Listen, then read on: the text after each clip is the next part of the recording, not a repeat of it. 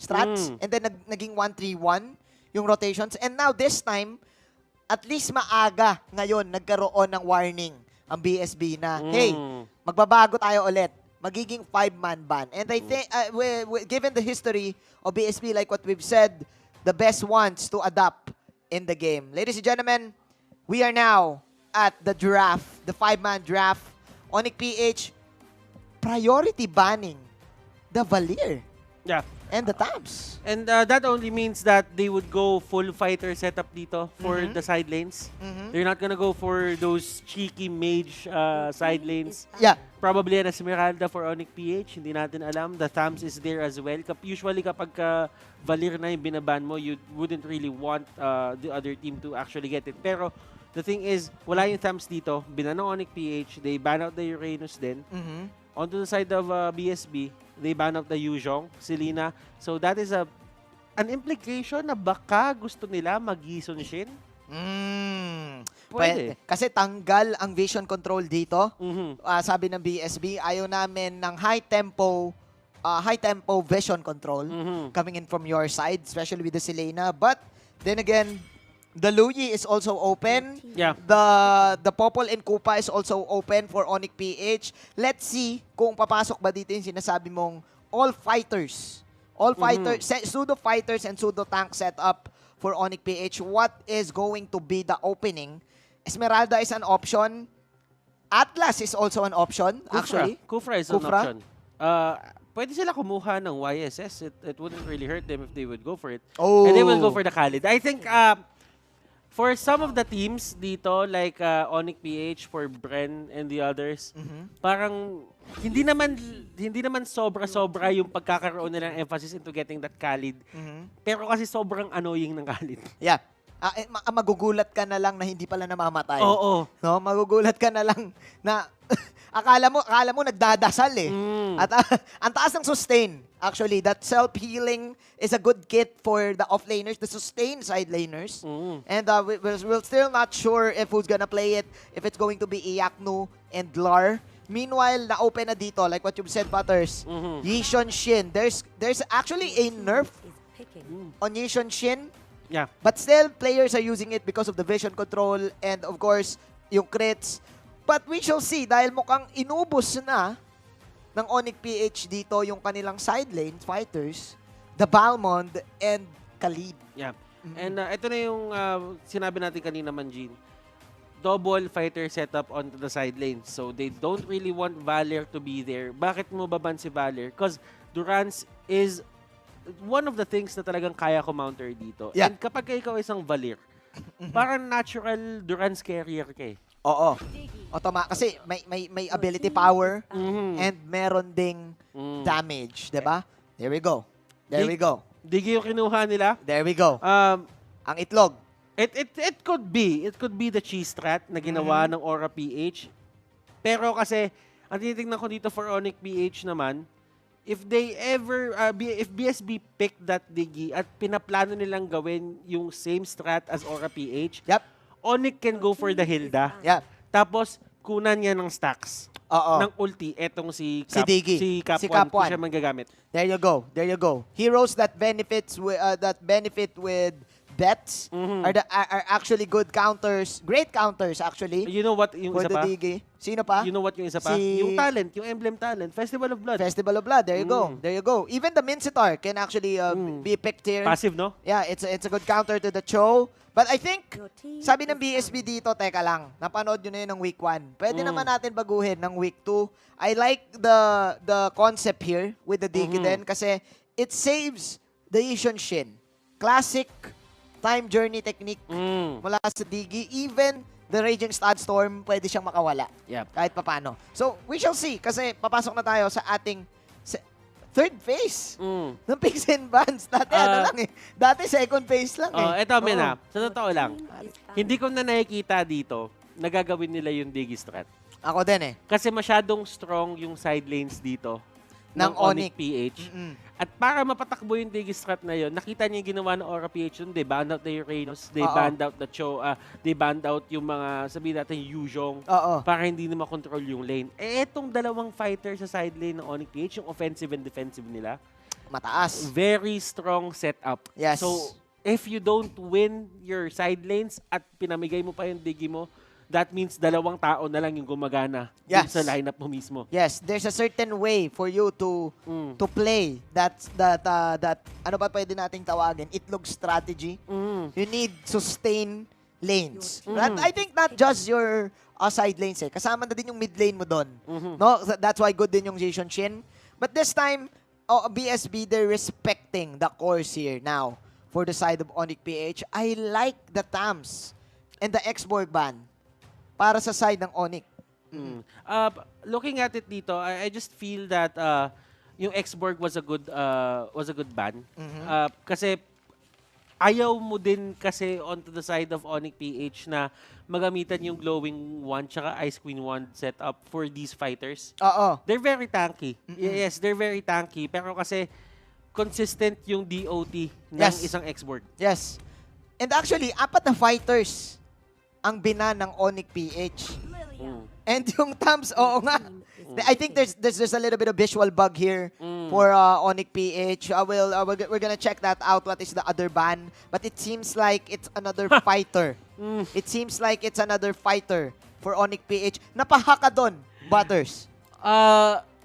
Lilia has been picked a lot for, well, not a lot, pero for week number 1 ng MPL Indonesia, they've been picking Lilia against these kinds of hero setups. I like the thought process dito na ginawa ng BSB. They get the Lilia. It's actually an answer for Dilar and Yakno. And kumbaga, they have consistent damage. They can push the wave easily. They can clear the waves easily. Minions, towers, you name it, they got it. Cyclops and Hayabusa, hulihan ang laban dito ng side ng Onic PH.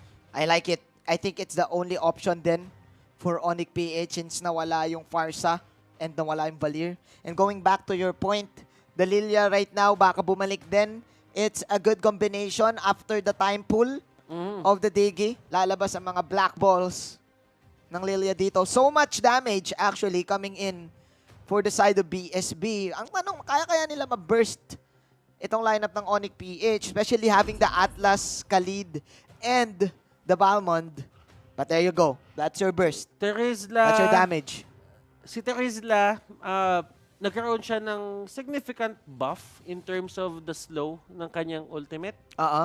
I like it kasi at least yung mga heroes na walang flicker, it's not that easy to get out from Terizla. And alam naman natin dito that if you really want consistent damage and you really want to bruise the enemy team, Terizla is the way to go. Yeah, especially kapag kasama mo tong mga heroes na to na gusto ng matagalang laban. Terizla is one of the best. Like what you've said, the passive, na bumababa yung attack damage mo every time umabot sa threshold ng health niya. Sobrang goods nun, I think. But the Balmond is an execute hero. It's true damage.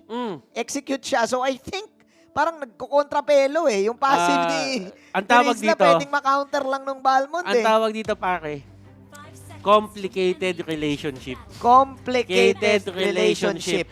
Counter nila yung isa't isa. Nasa gitna sila ng oo at hindi. Pero, oo nga pero sa tingin ko parang machambahan nung saktong Balmond threshold. Yataps pa rin but we shall see. We shall see if the Terizla is a good pick here for the side of BSB. Going into the draft, Butters, hindi pa tayo nakakapag-vote. I think mas madali pa rin mapull off ang sa Onic kasi like what you've said, you need sustain lanes. No? You need good lanes. And we shall see. For me, I think game 1 Onic. How about you? I would have to side with Onic and there's a reason why kung bakit ko sasabihin to. If you guys saw, ladies and gentlemen, if you guys saw yung talent ng, sabihin natin dito, ng Khalid at ng Balmond, you would actually see na meron silang 2 Festival of Blood sa side nila. Oh! So, they're actually prepared. For the Diggie. For the Diggie. If ever he tries to go for for all the shenanigans na meron siya. The Itlog Strat. Kasi if you get the 14 kills, So, ibig Sa sabihin, festival, oo. that's going to be maximum potential on your side. Yes. And 14%, sabihin natin 15%, that's actually equivalent to probably an item. Yeah. Sabihin natin a tier 3 item in Yeah. terms of Mobile Legends Bang Bang. Agad, so, no? Agad-agad. Agad. So, if the Diggie will really try to go for, sabihin natin dito, those cheeky plays, then Khalid and Balmond, feeling ko handa sila magpalitan dito eh. Yeah.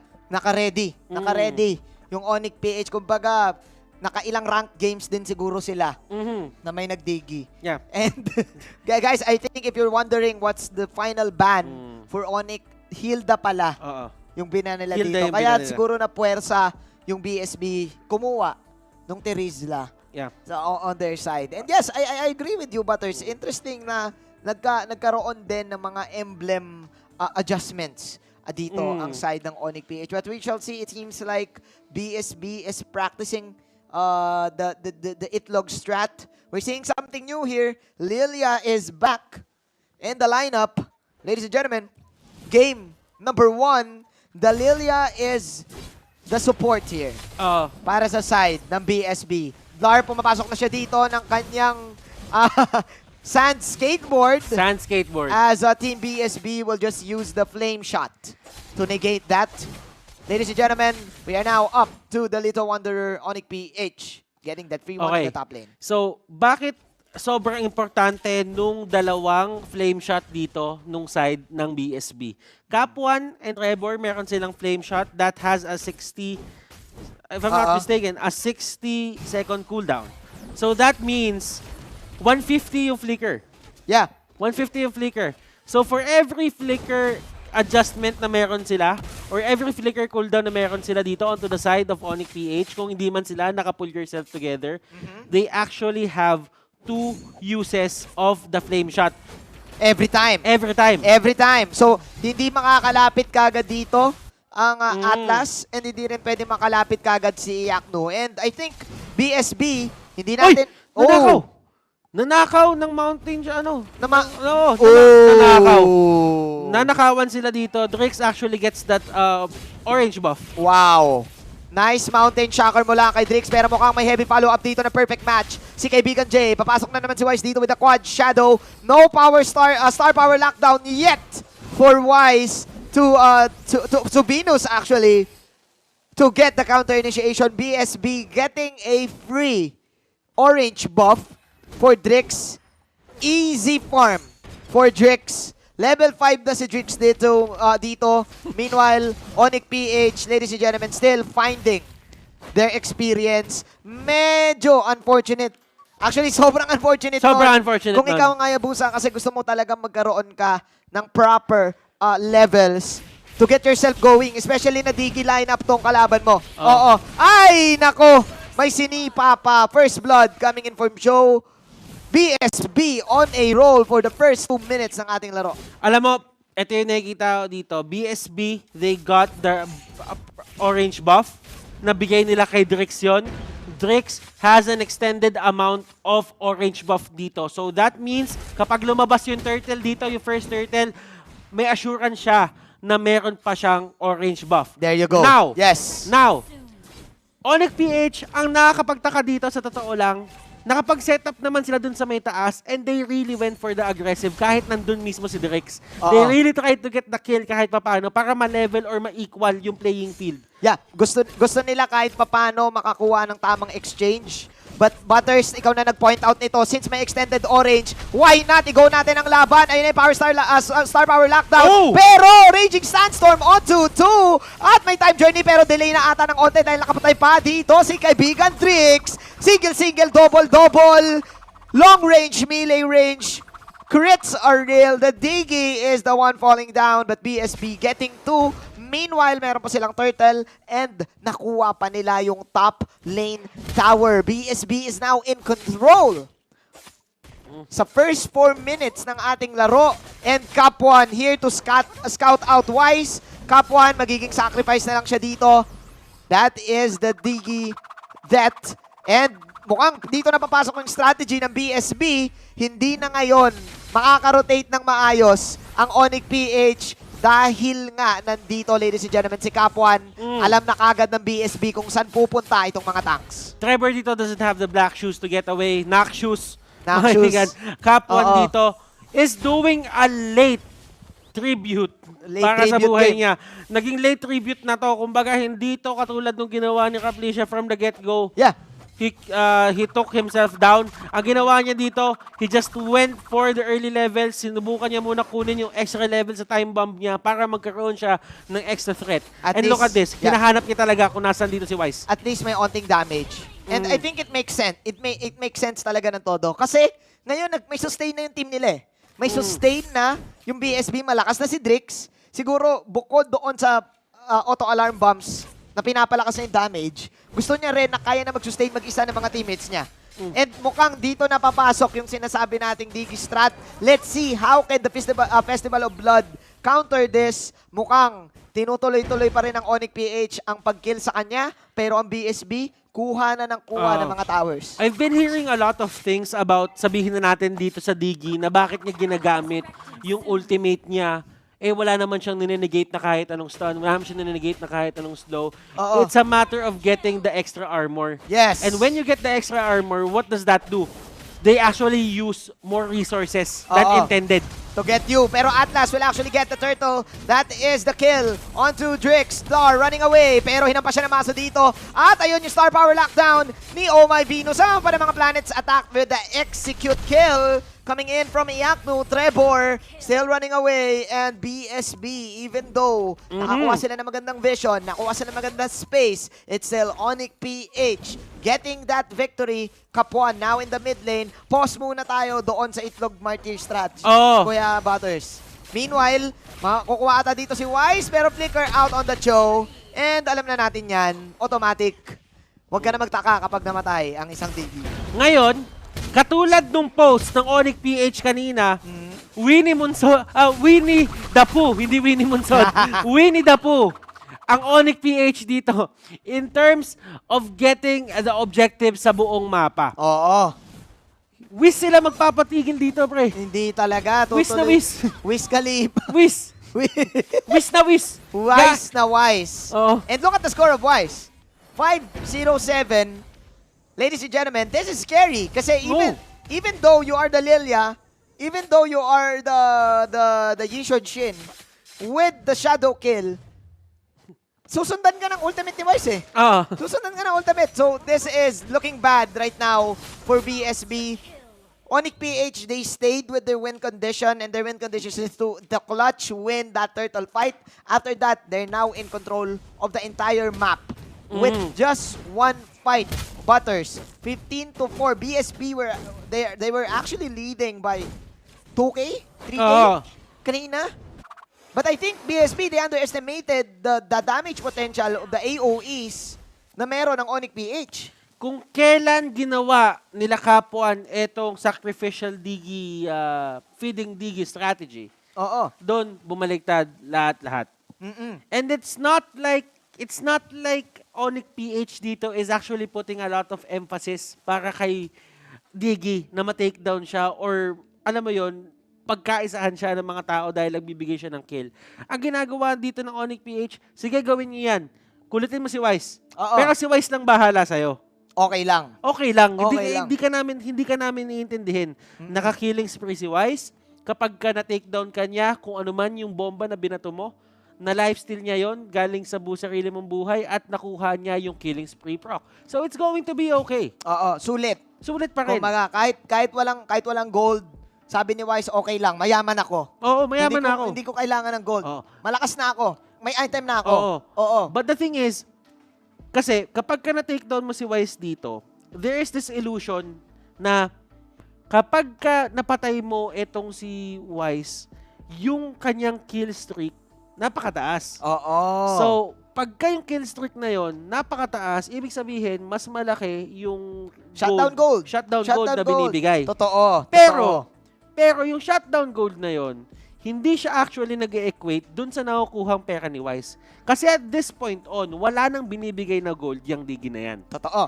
So, nagkakaroon ka ng economy na si Wise hindi naman talaga nakakaangat ng todo-todo. Pero, kapag pinatay mo siya, iaangat ka niya. Yeah. Kumbaga, yung sobrang taas ng value ni Wise, wala na nga siya nakukuha masyado, nalulugi na siya sa Nalulugi stocks. na siya, oo. Lugi na siya sa endurance. Oo. Pero, masundutan mo lang ng onte, daig mo pa nanalo sa loto. Parang ganon. Yun yung ano yung 20, 20 taya, panalo. Panalo 50. Panalo 50, ganun. Pwede. Kumbaga, ang taas ng odds kapag nahuli mo dito si Wise. And I think that's the mission for the side of BSB. Like what we've said, Wise is now on a godlike, ladies and gents. And he is the main target for the BSB squad. But how can you, dahil may nakaharang na Atlas dito, the turtle will now go to Drix. Pero Fatalix on 2-2. Sabay may penalty zone. Sabi ni Wilson, ako rin, marunong din ako dumabog. Marunong din ako dumabog. And that's the thing, Onic PH dito, they're not afraid to fight. I'm not afraid. I'm not afraid. Eminem. Kung titignan mo si Diggie dito, sa totoo lang, tinigilan niya na. Ayaw niya na eh. Medyo, ang ginagawa na lang ni Diggie ngayon, information. Ayan, sabi nga. Sige, papakita uli ako. What's up? What's up? Kamusta? What's up? Oo, What's sige, up? take vision. Mission, kapag may vision, merong mission. No? Lagi niyong tatandaan yan. Binabati ko pala lahat ng mga mag-online class na. Oo. Yun. Makinig kayo. Makinig kayo. Lagi niyong tatandaan yan. Mission is vision. And with mission, may core values. And mukhang wala nang core values dito ang side ng BSB dahil chinukchak nga ni Wise. Si kaibigang Wilson, the star power lockdown will connect on the Trevor, but that is the black shoes. Trevor will go for the counter play. Drix going in for the Bloods. They will chase this with the traceless in. The Digger is still here. Naku po, nahuli pa si The Queen. Sinipa pabalik, may onting pektus. Oh, may Venus will use the Cyclone Eye to get away. Anna will dodge the planet's attack, and Team BSB. Ang layo ng hinabol nila, pero isa lang ang nakuha nila, which is si Wise. But I think it's okay kasi na-even up pa rin yung macro ng map. Raging Sandstorm coming in from Blar, but that is the reverse time. Counter go for the side of BSB. It's still a good game. Yeah. Actually, for Team BSB. Masaya si Dilar na kahit na takedown siya doon, hindi nawala yung mid lane turret na yan. Yes. That is the most important part of the Onic PH map right now. Na Yes. kapag katumumba yan, there's a big chance na BSB can just turn this around kasi open na yung floodways dito. Can you call it floodways? I'm gonna call it floodways. Yes. Doon sa may mga jungle monsters sila. Oo. Now, tignan mo Manjin, looking at that fight, i-analyze ko na yung fight dito. Sige. Tignan mo yung gold. Kanina lamang na lamang yung Onic PH ng 1K to 2K gold. Yun na nga. Nung namatay si Wise, ng isang beses, umangat bigla yung BSB. And that's the shutdown goal na sinasabi natin. Yun na nga ang bingo, ladies and gentlemen, para dito sa side ng BSB. And anak ko po, mukhang may Mountain Shocker coming in dito. Quad Shadow, mahuli pa ata. Okay, so mahuhuli si Kapan. Ba't nga ba natin in-hype yan? Si Diggie na automatic nga naman na yun na ang mission niya. Probably still gonna give another shutdown gold para sa kanyang team. Wilson, ladies and gentlemen, siya ata mahuli dito. Penalty zone on 2-2. Where's the Fatal Licks? Wala. Mawawala dito si Jay. Another pick-off coming in for BSB. Slowly but surely, Team BSB picking off Onic PH one by one. Man, ang ganda rin kasi ng combo eh. Reverse time, doon sa mga chaotic orbs, balls ni Trevor. And then you have a Mountain Shocker. So, ang dami mong follow-up kapag ikaw din ang BSB. Kaya, man, ang taas din ang damage output. Nakatis, another kick. And there you go, basag ang Torre dito ng side ng Onic PH. Dito na papasok yung sinabi mo, Butters, importanteng Torre sa mid. Men, ito yung ano eh, nag-upload ako ng video sa TikTok. Oh, ano sabi? Sabi ko abangan nila si Ana. At ayun na. Yung iba pre, sabi nila, bakit daw si Ana? Yun yung dahilan kung bakit si Ana. Nasipa niya si Wise papunta sa kawalan. Nako na nga, nagkasipi Ana time journey coming in, but that is a shutdown na magmumula dito sa Balmond. Ana coming in. He wants to get Blar. Pumasok dito ang auto-alarm bombs at nasipa pa siya patalikod. 22-10, BSB. Manning up to the runner-ups. And now, Butters, coming into the late game, we're always saying na ang Balmo nag-i-expire ang damage output. Yeah. And there you go. Sige, may nakuha siyang kills. That is a mega kill. But man, yung counter go ng Time Journey showing us dito sa Gillette Instant Replay. It saved BSB for the potential loss. But right now, it's still Onic PH going into the Lord. Half-health ng Lord natin dito. Nandito na si kaibigang Wilson. The knock-up is there. Magbumula sa Lord. Trevor, Black Shoes out. Wise, sino ang first target niya? Yung Lord nalilito na rin. Time Journey! Oh! Wise! Pero still, nakapatay pa rin ang side ng BSB. Iyak no running for his life. Flicker out. Hinahabol siya ng umiikot na itlog. The speeding egg mula dito sa side ng BSB. Top 1. Still, BSB, even though Wise with the clutch, Lord still, BSB with the sustain that they have, with the items that they have, automatic 3 kills at masasayang yung Lord take dito ng Onic PH. Let's try to analyze that fight, Manjin. Ito yung nangyari. Si Wise was there, Onic PH, they knew that it was the perfect time for them to actually contest the Lord. Yes. Sabi kasi nila, Drix isn't really in the area. Oo. And pagka wala si Drix, wala silang retribution. Yun na nga. So that means one up na agad yung Onic PH doon. Wala na yung carry nila, wala na yung main source of damage nila, wala ka pang retribution. So it was really the perfect time to fight. Yeah. But what I liked about BSB there is hindi na nila tinutukan yung Lord. Sabi nila, hindi din naman natin maaagaw yan kasi nasa kanila yung retribution kahit subukan natin. May chance, pero slim. Yeah. So, laban na lang. Laban na lang. Laban na lang. Alam mo na, kumbaga, that is one risky move para sa side ng BSB. And looking at the item, it seems like Drix is the richest one right now. Fatal Links on 2-3. Where's the follow-up? Time Journey counter go. Drix, traceless out. Nasa kanya ang camera dito. Oh, quad shadow, pero ang daming units. Naku po, na-reverse time. Boom! Dash in, normal, dash in sa pack mula kay Ana. Jay, tumatakbo na. Mukhang wala na atang damage output. Wala na nga ang Onic PH. Nakapatay pa ng isa si The Queen dito, pero si Dilar ang magtataya ng kanyang buhay. Mountain Chakra hinahabol. Si Oh My Venus, si Ma'am Shoes. Si Ma'am Shoes. Si Ma'am Shoes. Ma'am Shoes! Oh, ano? tatamaan si Dix. Nahuli si Drix. Baka Ma'am Shoes yan. Winter Truncheon mula kay Ma'am Shoes dito. Si Wilson. Si Wilson. Si Wilson, palong-palo. Palong-palo si Wilson. Kasama niya yung itlog. Pero Ma'am Shoes, sabi ni Oh My Venus, pues, meron kayong itlog. Meron akong 5 itlog. At ayan, ang mga planets attack. Onic PH, Oh My Venus, with the itlog outplays Butters. Ito sinasabi ko sa'yo, Kuya Manjin. Ang sabi doon ni Oh My Venus, iyak no, punta ka dito. Kaya natin panalo to eh. Kaya natin panalo to. Alam mo yung pinakadulong linya. Ano? Like legit. Like legit. Legit with receipt. Ay, nako. Let's look at the Gillette Instant Replay. We all thought that it's going to be BSB, but the damage, the scaling from the Cyclops, ladies and gents, ang leader ng X-Men. 5 itlog. At yung itlog pa ni Venus, malasado. Oo. Yung kay ano kasi, yung kay Kapuan, hard-boiled. Hard-boiled. Alam mo naman, mas masarap ang malasado. Oo, tama naman. Ano ba, wala, may analysis ba tayo dyan? May alam mo kasi, yung kay Venus, pag malasado ang itlog mo, makakailan ka eh. Oo. Diba? Ang hard-boiled kasi isa lang parang Isa lang, oo. Yung kay Venus, 5 eh. 5 malasado. Oh. At Oy. ako, eto na naman, may laban na naman. Ako po, Time Journey. Oh!